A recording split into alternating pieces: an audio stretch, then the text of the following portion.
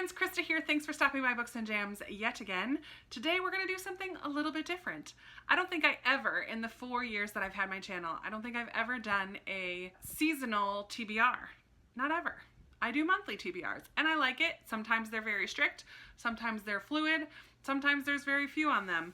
I have decided this year that I am going to make myself a little list of books that I want to read in the summertime, and I'm going to bring you along on making that list because I'm choosing the books that I want on this summer TBR based on Modern Mrs. Darcy's Summer Reading Guide. Anne Bogle is the creator of the blog Modern Mrs. Darcy and the podcast What Should I Read Next, which is one of my favorite bookish podcasts out there.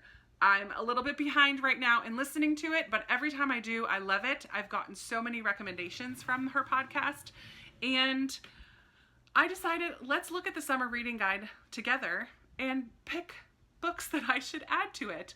I'm open in the comments below if you've read any of these and you think it's something that I would absolutely love, let me know. So Anne Bogle divides up her summer reading guide into some different categories. I believe there's going to be historical fiction, mysteries and thrillers, possibly complicated family relationship books. There's a whole guide that you can get. I will link down below the website that you can go to sign up for her weekly newsletter. Once you're signed up for that, you can get this summer reading guide. Also, it's a great weekly newsletter with recommendations and things that she's reading, things that she's loving. It's fantastic. I just love Anne Bogle so much. I trust her as a resource in recommending books to me. And so I'm excited to look through this list with you. I did peek at the historical fiction section. We're going to start there. And I think I saw a graphic of the whole summer reading guide. I'm going to try to find that and put it up here. And I definitely don't plan on reading all of these, but let's just talk about them together and see what happens. The first one that I see here came out in March. It's Codename Helene by Ariel Lawhon. I read I Was Anastasia by her, and while it did take me a minute to get used to the structure of the book, I absolutely loved it. So I'm definitely interested in reading more from Ariel Lawhon. And this one takes place in World War II. I love World War II historical fiction. I know that it's kind of trendy right now to be, not trendy, I shouldn't say that, but there are a lot of people who are just over the World War II historical fiction. I'm not one of those people. I still love it. I think there are still stories that could be told. And so yeah, I'm definitely interested in Codename Helene. It tells the story of Nancy Wake, the unsung French resistance leader who was #1 on the Gestapo's most wanted list by the end of the war. That sounds fantastic. So a female spy wanted by the Gestapo. I'm into it. So yeah, that's going on my to-read list and my Amazon wish list and probably the library holds list before the end of the summer. Then we have Last Train to Key West by Chanel Clayton. I am hoping this month to read Next Year in Havana, which I think was her debut novel. I would like to read this one before reading anything else from her, but I know Last Train to Key West is a standalone. This one about Cuba it's a duology, so there's a sequel to this one, but Last Train to Key West is a standalone, and I am also interested in that, but I want to give her writing style a chance first with a book that I already own. So I'm not going to add that one to my summer read list quite yet. The third one on this historical list is This Tender Land by William Kent Kruger. I grabbed this one as an add-on from Book of the Month, and I got this one because I had heard so many people loving it. It is set in the Midwest. All right, sorry if the lighting has changed or if I'm in a different position. I just had to delete a lot of things off of my phone to make more room to film this video. I was talking about This Tender Land, which I have from Book of the Month. This is the third one in this historical section, and I'm very excited to read this one. I've heard Katie from Life Between Words rave about it, as well as so many others.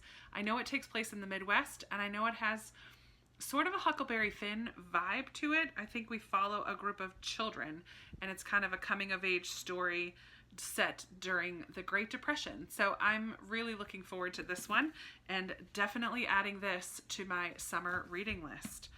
The next one is another one that I own, and it is The Jane Austen Society by Natalie Jenner. This one comes out in May. This is an ARC, an Advanced Readers edition that was sent to me by one of you guys, Sharon. Thank you so much for sending this to me. I have not read it yet, but I do really want to read it. I love Jane Austen inspired fiction, and so I think that this one will be a lot of fun. It's a debut author. This says Jane Austen lived out her last days in the sleepy village of Chawton, and in the days just after World War II, her legacy still looms large. Times are hard. We meet several villagers burdened with their own private sorrows who are doing what they always have done, turning to the works of Austen for solace. So I think we're going to meet some of these villagers. Maybe they have a little book club kind of society thing. I'm really looking forward to reading this one. I've not heard of the next one, Simon the Fiddler by Paulette Giles, but I have read News of the World by Paulette Giles, and I didn't love it as much as many other people did. So I'm probably going to pass on that one. The final one in the historical fiction section is Lovely War, which I believe is a YA historical fiction. I just recently heard Amy Poole talk about this one and she loved it. This came out on February 4th by Penguin, and it is kind of a love story, but also set during World War I and also somehow involves Greek mythology, which is an interesting combination, I think. So I'm looking forward to reading that one. I am going to add that to my summer reading list. Dun, dun, dun, dun. All right, we are moving out of historical fiction and into complicated families, tales of complicated families. And looking at this list, none of these are jumping out to me as ones that I definitely want to read. We have Musical Chairs by Amy Popple, came out in April from Atria Books. There's I Was Told It Would Get Easier by Abby Waxman, comes out in June. I haven't heard anything about that one. None of these are familiar to me. I'd Give Anything by Marissa de los Santos, comes out in May, came out just earlier this week. And then The Vanishing Half by Britt Bennett, who's the author of The Mothers, which I do own and would rather read The Mothers than her newest one. So I'm going to pass on those tales of complex families and move into mysteries and thrillers as the next category. Again, I don't recognize some of these. Sea Wife by Amity Gage, never heard of it. Came out in April. A literary thriller about a Coast Guard rescue. An ailing marriage, midlife malaise. This couple decides to spend a year sailing around the Caribbean. One of them comes home, one of them doesn't in this marriage. Interesting. The End of October by Lawrence Wright. Never heard of this one. The End of October involves a virus that takes out a good chunk of the world. So there's a big pandemic, Bengali flu, which begins in Indonesia. Yeah, I have never heard of that one. This is one, I guess, that some people would really like to read this summer, and some people want to stay far away from that stuff. I've never heard of it, so I'm gonna pass on that one. The City We Became by N.K. Jemisin. I've heard of N.K. Jemisin, but haven't read anything. Yeah, you know what? I'm not really feeling like a thriller, so I'm gonna skip over those. The other two are Strike Me Down by Mindy Mejia and Big Summer by Jennifer Weiner.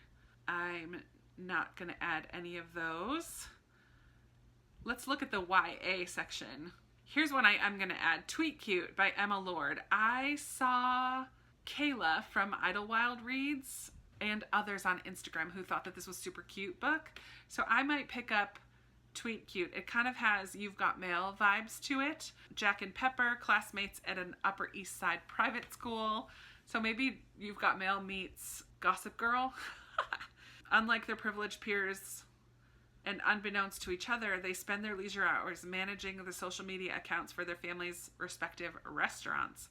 Pepper's family owns a profitable burger chain, and Jack's family owns a deli on the Lower East Side. And when a Twitter battle about the grilled cheese recipe erupts between the two businesses, Jack and Pepper are each playing to win, but they don't know they're fighting against each other.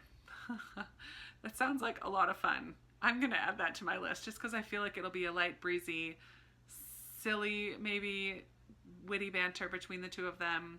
I'm into it. So I'm adding Tweet Cute to my list.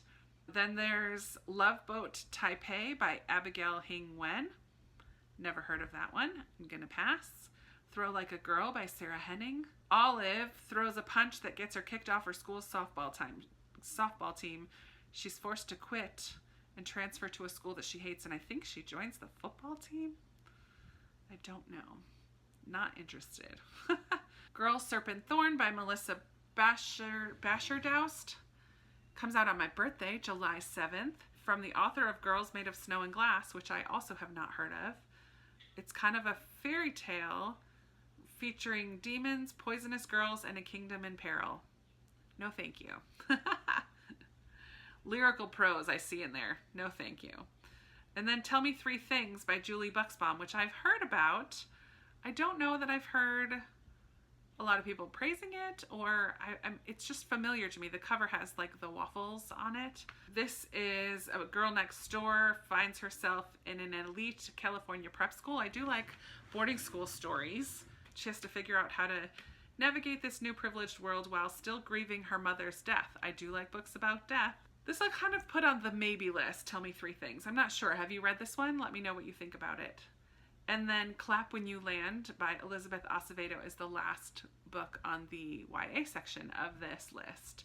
I've not read anything by Elizabeth Acevedo, but I've heard a lot of praise for The Poet X. It's a novel in verse, and it's dedicated to the memory of the lives lost on American Airlines Flight 587, the passenger flight that crashed en route to Santo Domingo from JFK on November 12, 2001. Taking this historical event as her leaping off point, Acevedo tells the story of two teenage girls, one in New York, one in Santo Domingo, who are shocked to discover they're sisters in the aftermath of the crash, when the truth of their father's double life is unceremoniously revealed.